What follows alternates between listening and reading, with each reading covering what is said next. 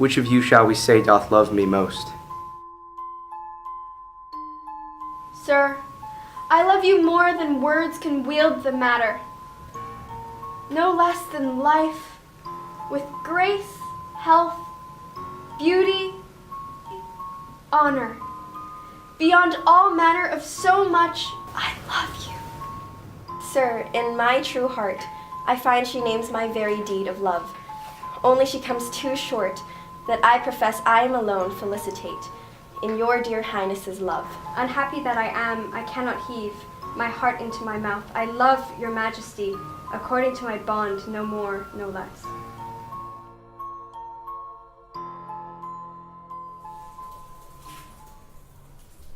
Going back to what you were saying a little bit earlier, would you then think that, to some extent, perhaps King Lear is a feminist text?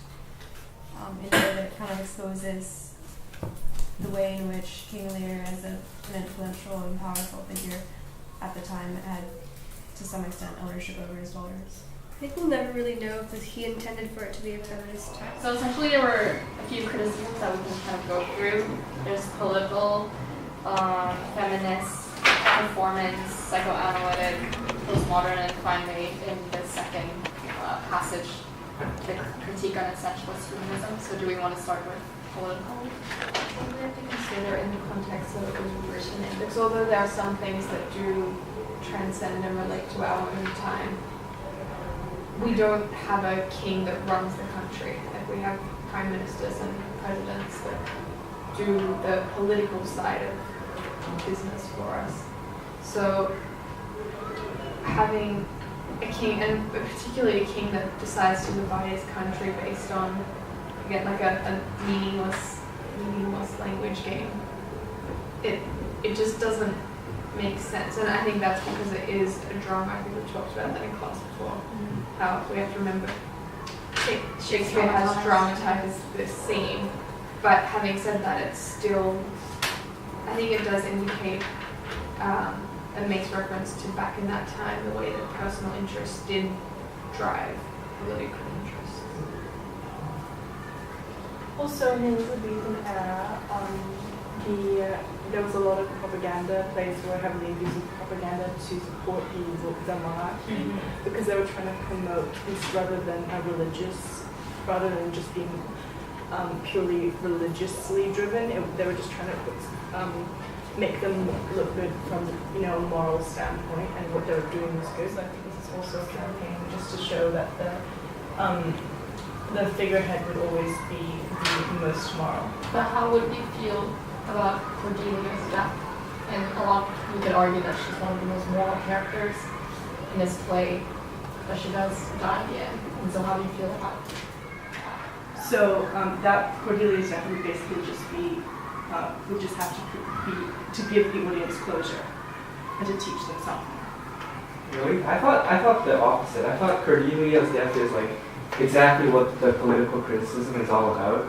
Like in this line that I highlighted, it says that in tragedy, individuals are destroyed by the workings of political power and historical forces, not by some tragic flaw or by the chance or fate or the gods. So I thought that, like in this line, Cordelia is like ultimately destroyed because of the political power.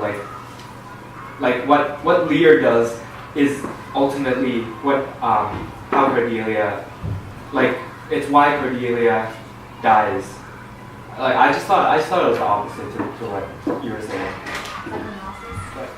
I think it would be against kind of essentialist humanism because it is kind of affected by something other than your intrinsic, what you were, your nature essentially.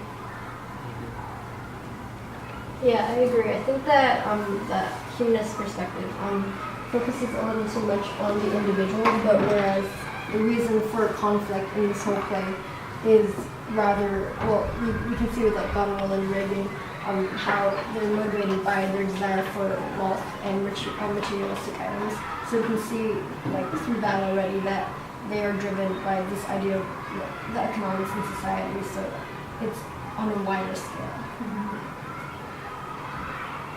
I think some might argue though that like having this greed is like intrinsic to human nature, and I think that it's part of what the essentialist humanism argues that we have these flaws and that we just kind of have to live with them. True, but it is accentuated by the fact that society builds itself based on the fact Like there is that- a hierarchy yeah. that we follow, and because of kind of that structure. Although it is in our nature to, I guess, to have that level of greed, it's only to the level it is right now because of the society we live in. I think we can relate feminism to that because I think feminism is a big, like there is an argument to be had in this book, most definitely. And I think it relates to what we were talking about before as to why does Cordelia have to die at the end? I mean, what actually does it teach you apart from the fact that it's a tragedy? So that's what happens. I think also in the article it mentions how not only Cordelia dies, but all three daughters die, and the idea that there's no kind of female characters that takes part in this new order, and it posed the question of whether or not Shakespeare views kind of men and women as equals in an unequal world, or whether he's kind of more oblivious to the fact. Because in the end, I was curious as to whether he made the conscious decision of the death of all the daughters. Essentially, it talks about how there's that tragic paradox where Lear becomes the most human when he's brutalized, and and like if he redeems himself, if he is redeemed, he has to be the one that redeems himself. There's that idea, and I think you can kind of see that in what Walton said about the psychoanalysis of it.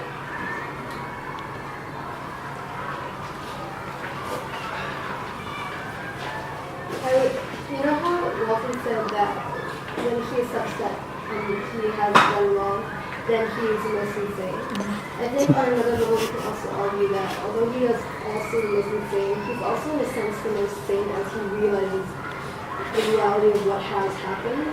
And in a sense that actually shows us that it shows us that maybe this idea of political criticism, going back to that, is real because he doesn't really notice it. So he's also always seeming to be in the cycle of being insane. Again, that just essentially exactly. And I think that ties in very well to a quote which from Goethe saying that this revelation is thus that we have no criterion of correctness for evaluating the metaphysics and breaking professions of love beyond what we can be described or and seen within the shared experience and language use as object relations. And that value can only manifest itself in the social relation of one commodity to another. So like you said, he at the moment where he's the most insane, he's the most sane in the sense that he sees the social relation that he has ignored in the past due to his blindness in his own language.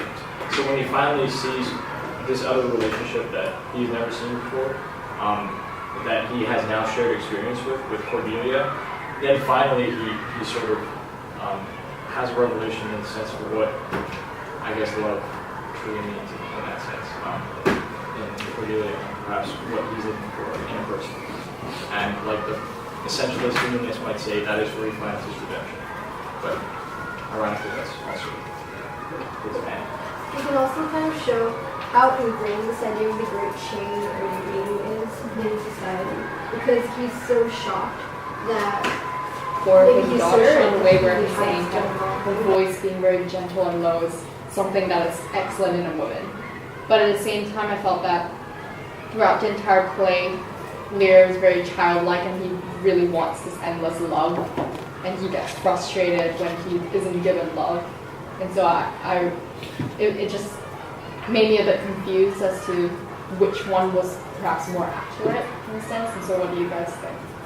I think it accentuates this idea of him being a little insane as the play goes on, because it's very ambiguous. Yes, I think that it's quite an incestuous kind of love. I think that's belonging to mention, like in line 300 and in Act 5 in Scene 3, line 309. but right before he dies, he says, "Look at her lips." I think this definitely has some sexual connotations, driven by his insanity. So he'll be down there, and then as he stands up, we cut to Cordelia, who's the other daughter. So as he rises up after the kiss, we cut it so when he rises up here, it's her. So he rises into frame for Cordelia. And what are the other possibilities in terms of this slightly sick kind of Freudian lens you're putting on it with him kneeling down in front of her? What could you do? Like his action. Yeah, or what about that those psychological editing ideas you were talking about? Oh yeah, we were talking about, we're also using the collision with her. So yeah, she talks, he gets in frame, he takes her hand, kisses it. And it cuts to his face when he kisses his hand. But in that frame, we're gonna have her hand there and his face like kneeling down after kissing.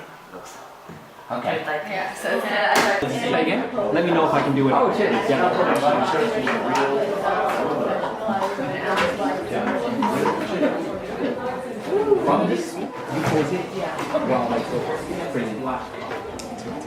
So we use production elements, camera angles, symbol, and editing techniques to express the Freudian incestuous psychoanalytical portrayal of Lear from Hayden's proposal. And so for lighting here in this frame, we use lights to create shadows, and here he's literally facing away from the light to show that he is within the darkness. And throughout the film, the light becomes a motif of his authority, emphasizing his self-centeredness and how he is the light of his own life. Which your vision? Yeah, I like that. There are a few moments that I like you guys talked about a lot about the jump cuts, and I thought that I liked how it's really fragmented and it really reflects kind of Lear's mind throughout the play, as he kind of goes into his mental decay, and I like that fragmented look of your trailer. And the part where he kisses her hand, I like that, as he said, it kind of represents fellatio, but at the same time, it's also, he's below her and we see him in her shadow. Washing yourself as an act is a very personal and intimate thing, and having someone else do that for you is something that's well, considering that he's their father, is something that's very perverse. Like darkness, because you want to show that it was kind of like that line, that limbo between reality and dream space. Yeah, in that space where it's kind of what he wants and he doesn't know is it light? And he exerts his authority from that domain of power.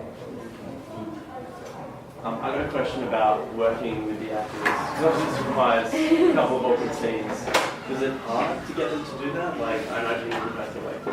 Yeah, we had quite a few and some awkward giggles, but I mean...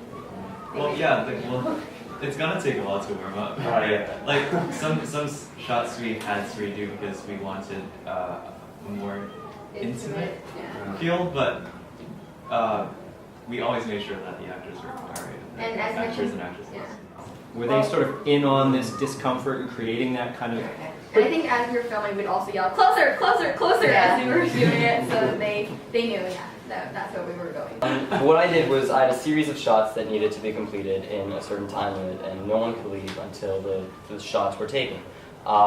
We couldn't do anything without those shots, and if one shot was missing or if the audio was messed up, the film wouldn't be complete in my own sense. The method of striking down shot by shot every single time we took it and just explaining my full intention to an actor limits the way that an actor views the scene themselves. And it feels like you lose something. If we were directing a film a scene that was really dependent on emotion, I think I'd prefer to fill them in on what I want them to feel.